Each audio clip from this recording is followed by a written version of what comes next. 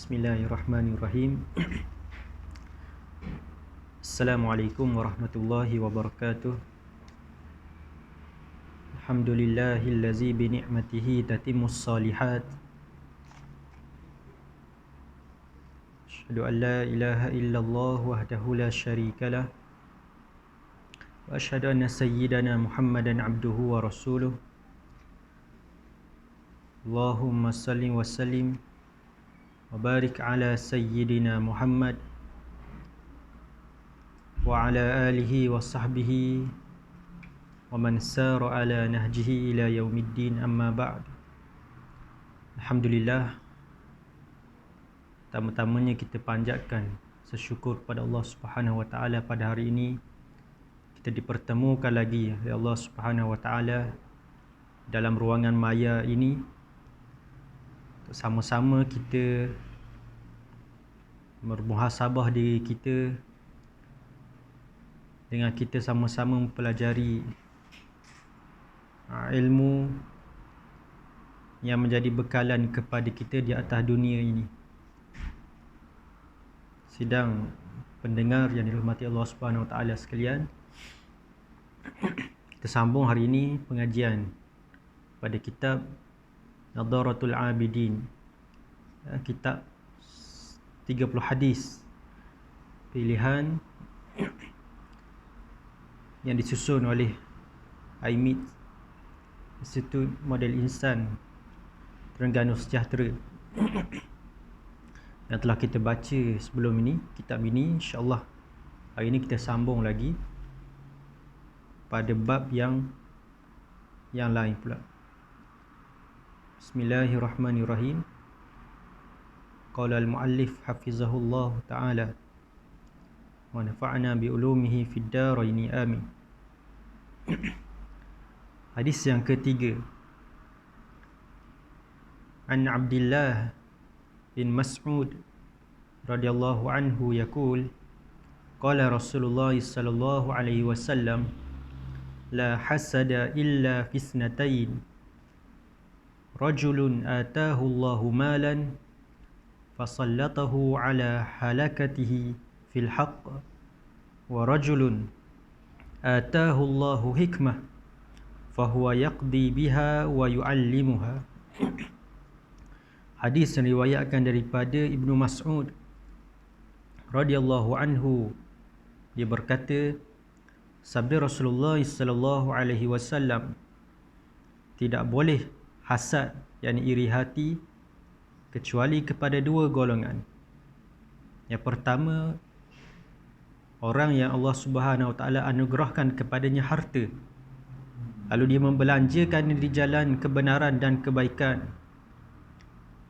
Dan juga seorang yang Allah kurniakan kepadanya hikmah, yakni ilmu yang berdasarkan Al-Quran dan Sunnah, lalu dia memutuskan sesuatu perkara dan mengadili dengannya serta mengajarkannya.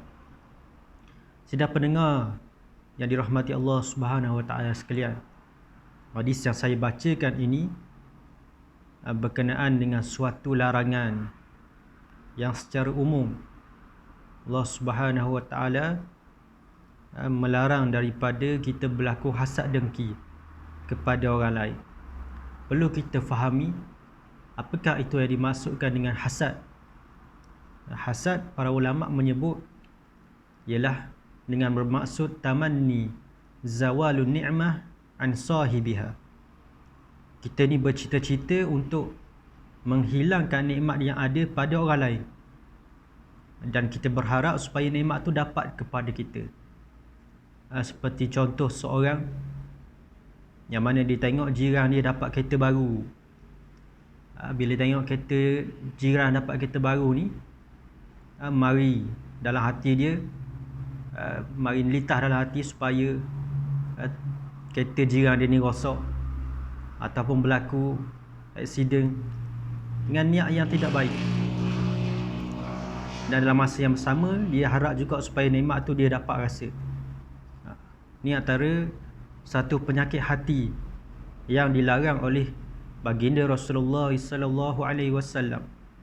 Dalam hadis yang lain pula Nabi sebut, innal hasada Hasad ini seperti api yang memakan kayu, bahan bakar.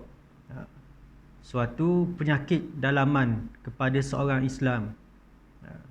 Sehingga dalam hadis yang lain Nabi sebut lebih jelas, la tahasadu, janganlah kamu ni berlaku hasad dengki di antara sesama kamu.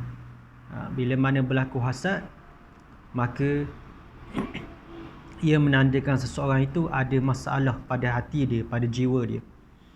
Kerana kita ni manusia, Allah Ta'ala kurniakan berbagai-bagai nikmat. Berbagai-bagai nikmat yang Allah Ta'ala bagi. Daripada start mula-mula bangun tidur, sampailah kepada kita tidur balik. Kalau nak kira nikmat-nikmat ni tak mampu untuk kita bilang. Wa in ta'uddu ni'matallahi la tuhsuha. Kalau sekiranya kamu bilang nikmat-nikmat Allah ni, tak mampu untuk kita bilang. Banyak sangat. Maka kadang-kadang Allah Ta'ala lebihkan seseorang tu dengan nikmat yang banyak berbanding dengan orang lain. Ada orang Allah Ta'ala bagi kaya. Ada orang Allah Ta'ala bagi anak pinak yang ramai. Ada orang Allah Ta'ala bagi kesihatan yang baik. Maka semua nikmat-nikmat ini perlu disyukuri oleh kita sebagai hamba-Nya dengan cara kita melakukan ketaatan, menjadikan nikmat-nikmat ini sebagai asbab untuk kita mendekatkan diri dengan Allah Subhanahu wa Ta'ala. Maka ada orang bila mana dapat nikmat-nikmat ni, dia bersyukur. Gunakan nikmat ini untuk mendekatkan dengan Allah. Tapi ada orang yang tidak menggunakan nikmat ini dengan sebaiknya untuk mendapat keredaan daripada Allah Subhanahu wa Ta'ala. Maka tak salah. Tak salah untuk kita menunjukkan ataupun pamerkan nikmat yang Allah Ta'ala bagi kepada kita. Dapat kereta baru, dapat rumah baru, naik pangkat, dapat kerja baru. Tak salah. Wa amma bi ni'mati rabbika fahaddits. Adapun nikmat-nikmat yang Allah Ta'ala bagi kepada kamu, maka kamu bagi tahulah. Fahaddits, ceritakan kepada orang. Tak salah. Dengan niat bukanlah untuk membangga diri ataupun bersombong, tapi dengan niat nak bagi tahu macam mana nikmat yang Allah Ta'ala telah kurniakan kepada kita, yang telah diberikan oleh Allah Subhanahu wa Ta'ala. Maka bila mana dipamerkan nikmat ini, maka akan adanya golongan-golongan yang tidak senang ataupun cemburu ataupun dengki dengan apa yang telah kita perolehi. Sebab tu juga dalam hadis yang lain Nabi ceritakan suatu penyakit yang boleh datang daripada pandangan mata mereka, iaitu penyakit ain. Dalam hadis yang lain Nabi sebut al-ainul haqq. Penyakit ain itu adalah suatu benda yang nyata, yang benar-benar berlaku. Pernah berlaku pada zaman sahabat. Zaman Nabi SAW, bila mana ada seorang sahabat yang membuka pakaian dia, yang dia ni ada badan yang comel, badan yang molek, maka dilihat oleh sahabat yang lain. Bila mana sahabat ni tengok mata dia ni ada penyakit, ada mata ain, maka sahabat yang buka pakaian tu rebah, pesang, kerana terkena penyakit ain daripada saudara dia sendiri. Maka kita berjaga-jaga daripada terlalu mempamerkan nikmat-nikmat yang ada ni, dengan kita berhati-hati dalam setiap perbuatan dan kerja yang kita lakukan. Maka nikmat-nikmat ini harus kita lakukan, syukuri. Kita syukuri nikmat ini dengan jadikan dia wasilah sebagai perantaraan kita untuk dekatkan diri dengan Allah Subhanahu wa Ta'ala. Maka Nabi sebutkan dalam hadis ini, tidak boleh berlaku hasad dengki. Satu larangan yang umum kepada kita semua, supaya tidak berlaku hasad kepada sesiapa saja, lebih-lebih lagi kepada orang Islam sendiri, kecuali kepada dua golongan. Maka Nabi bagi pelepasan ataupun kelonggaran kepada dua golongan sahaja yang boleh untuk kita terlintas dalam hati kita ni untuk rasa hasad, rasa dengki kepada dua golongan ini. Siapakah mereka ini?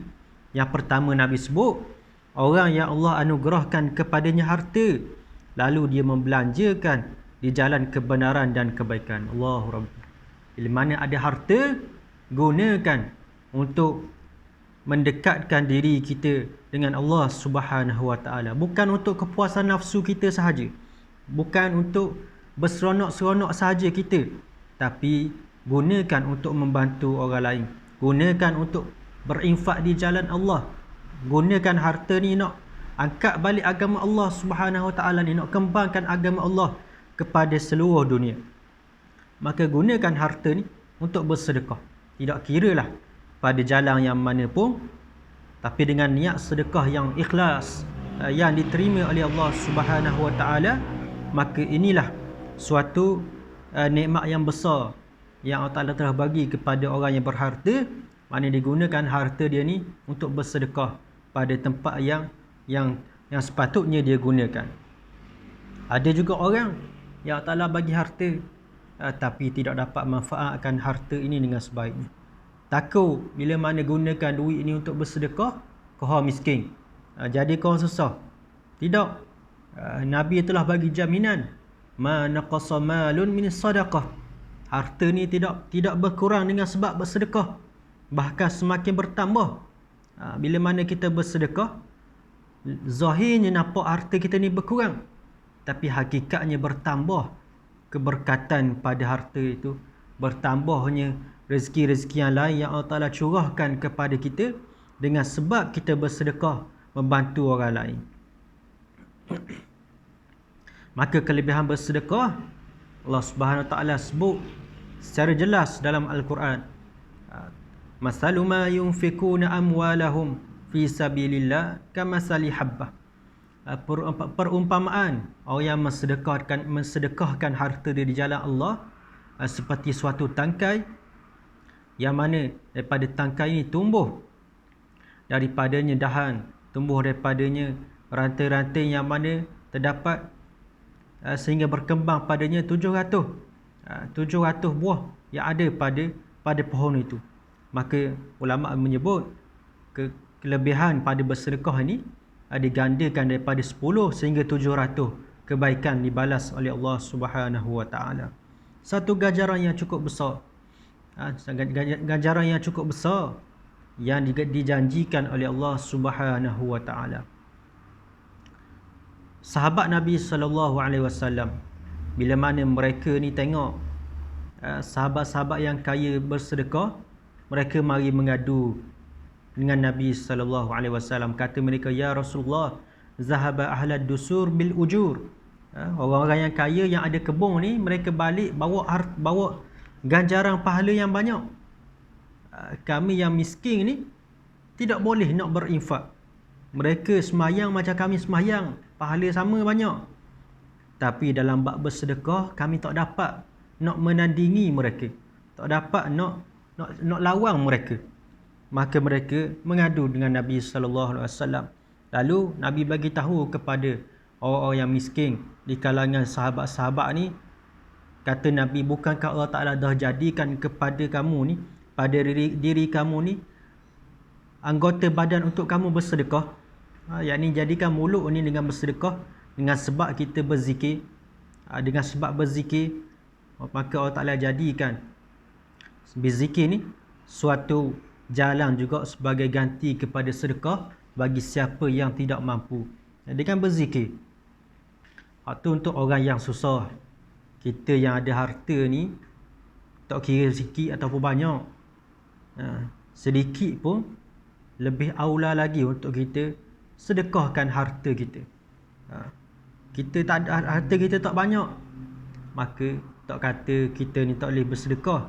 Tapi kalau kita faham konsep sedekah tu, maka kita akan berlumba-lumba untuk mencari pahala kelebihan bersedekah itu sendiri. Sehingga kan orang-orang sahabat-sahabat yang duduk di Madinah, ketika mana orang-orang muhajirin, orang-orang daripada Mekah, mereka mari berhijrah ke Madinah, mereka ni tanpa ada rasa kedekut pun dalam diri mereka untuk mereka ni bersedekah harta mereka kepada orang-orang Mekah yang mari ke Madinah tanpa bawa harta yang banyak. Mereka bagi harta, bagi mana ada bini lebih, sanggup bagi bini, ceraikan bini untuk saudara mereka se-Islam. Inilah dia keimanan para sahabat dahulu. Mereka tidak nampak nilaian dunia ini sebagai suatu benda yang utama, bahkan mereka lebih mementingkan ganjaran pada hari akhirat yang perlu mereka kutip, yang perlu mereka kumpul di atas dunia. Yang keduanya, juga seorang yang Allah kurniakan kepadanya hikmah, yakni suatu ilmu yang berdasarkan kepada Al-Quran. Lalu dia memutuskan suatu perkara dan mengadilinya serta mengajarkan. Orang yang ada ilmu, orang yang belajar, maka dia sampaikan ilmu yang Allah Ta'ala bagi kepada dia ni dengan betul dan melandaskan kepada ilmu yang betul. Gunakan ilmu untuk sampaikan kepada orang, ajarkan kepada orang lain. Dalam hadis yang lain Nabi sebut, khairukum man ta'allama al-Quran wa 'allamahu. Sebaik-baik kamu adalah orang yang belajar Al-Quran dan menyampaikan Al-Quran itu sendiri. Suatu kelebihan yang Nabi sebut iaitu orang yang terbaik di kalangan kamu, maka dia mengajarkan Al-Quran setelah dia belajar Al-Quran itu sendiri. Bukan saja ilmu itu dia simpan untuk dia, bahkan dia gunakan untuk mengajarkan kepada orang lain. Disebutkan juga dalam hadis yang kedua dengan lafaz yang lebih kurang sama. Riwayatkan daripada Abdullah bin Umar radhiyallahu anhuma. Katanya, sami'tu Rasulullah sallallahu alaihi wasallam yaqul, la hasada illa 'ala ithnataini, rajulun ataahu Allahul kitab wa qama bihi ana al-lail, wa rajulun a'taahu Allahu malan fa huwa yatasaddaqu bihi ana al-lail wan nahar. Sabda Nabi sallallahu alaihi wasallam, tidak boleh hasad, yakni iri hati, kecuali kepada dua jenis orang. Yang pertama, orang yang Allah Ta'ala anugerahkan kepadanya Al-Quran, lalu dia bangun membacakan sepanjang malam dan siang. Dan orang yang Allah Ta'ala kurniakan harta kepadanya, lalu dia menginfakkannya sepanjang siang dan malam. Dengan lafaz yang lebih kurang sama seperti hadis yang saya bacakan tadi. Cumanya hadis ini Nabi perincikan lagi, iaitu orang yang Allah Ta'ala bagikan kepada dia Al-Quran. Maknanya dia pandai baca Al-Quran, dia boleh baca dengan baik dan dia hafal Al-Quran itu sendiri. Lalu dia bangun pada waktu malam membacakan Al-Quran siang dan malam. Bukan Al-Quran ini bukan hanya dibaca pada waktu dia kosong, bahkan dia memang telah peruntukkan waktu dia ni untuk membaca Al-Quran. Maka orang ni satu kelebihan yang besar Allah Ta'ala bagi kepada dia. Bila mana hati ini dah terpaut pada Al-Quran, maka dia tidak akan berhajat lagi kepada hiburan-hiburan ataupun nyanyian-nyanyian yang lain yang tidak setanding pun dengan Al-Quran di atas dunia ni. Al-Quran, sekiranya seorang itu berpegang teguh padanya, dia tidak akan lagi dapat dikalahkan lagi dengan lagu-lagu ataupun muzik-muzik yang boleh melarakan dia daripada Allah Subhanahu wa Ta'ala. Maka digunakan Al-Quran ini baca pada siang, pada waktu malam, guna untuk menghayati bacaan Al-Quran, menghayati makna Al-Quran itu sendiri. Bukan sahaja baca saja, kejar untuk habis baca saja, bahkan dia mendalami, memahami isi kandungan Al-Quran, apa yang Allah Ta'ala suruh dalam Al-Quran, apa yang Allah Ta'ala larang, maka dia kejar, cuba juga untuk memahami isi kandungan itu sendiri. Dan orang yang Allah Ta'ala kurniakan harta kepadanya, lalu dia menginfakkannya sepanjang siang dan malam. Allah, kita ni Nabi sebut dalam hadis yang lain, waktu yang paling afdal untuk kita bersedekah adalah ketika mana kita ni berasa bakir kedekut sangat. Waktu itulah paling afdal kita bersedekah. Setengah kita rasa kedekut ni, maka waktulah waktu yang paling afdal kita bersedekah. Kita tengah sayang sangat harta, tak ada duit, tengah tak banyak ni musim-musim Covid ni, gaji pun cukup-cukup makan, maka berjimat sungguh, sanggup tak makan malam, biar berlapar sikit, maka masa itulah adalah waktu yang terbaik untuk dia mensedekahkan hartanya kepada orang, sehingga orang boleh ambil manfaat daripada harta yang dia sedekahkan itu. Maka dalam hadis yang lain juga disebut orang yang mana dia ni ada Al-Quran, baca Al-Quran padanya, sehingga jiran dia tengok, maka dia kata, alangkah baiknya jika sekiranya aku diberikan kelebihan seperti si fulang ni, maka aku nak baca juga seperti mana yang dia baca. Dan orang yang tengok orang bersedekah, dia pun kata benda yang sama. Jika sekiranya aku diberikan kelebihan harta ni, nescaya aku akan beramal, bersedekah sepertinya, seperti mana yang telah dilakukan oleh orang ni. Maka kita jadikanlah nikmat yang Allah Ta'ala bagi kepada kita pada hari ini, daripada nikmat kita ada harta yang banyak, ataupun nikmat kita boleh membaca Al-Quran ini sebagai suatu benda yang boleh menjadi amalan, bekalan amalan kita yang kita nak bawa di hadapan Allah Subhanahu wa Ta'ala. Yang mana kita tak tahu amalan manakah yang boleh membantu kita untuk masuk dalam syurga Allah Subhanahu wa Ta'ala. Maka kita cuba kejar setiap amalan yang ada pada diri kita ni. Mudah-mudahan amalan yang kita buat ni tidak dapat membantu kita untuk masuk ke dalam syurga Allah Subhanahu wa Ta'ala.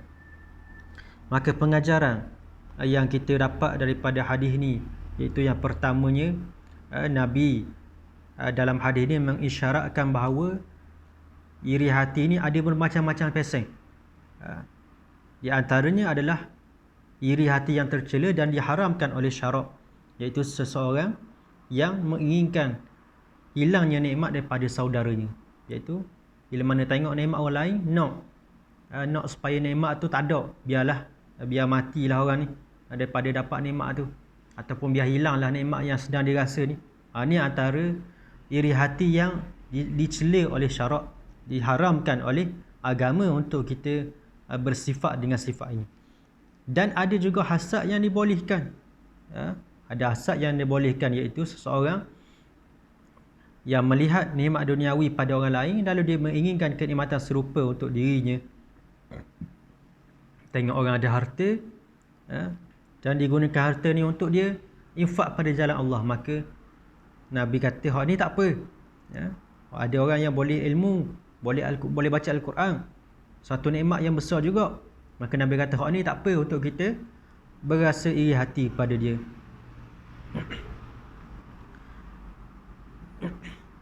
Maka dengan sifat inilah boleh untuk kita berasa iri hati pada dua tempat ni yang dibenarkan oleh Nabi SAW.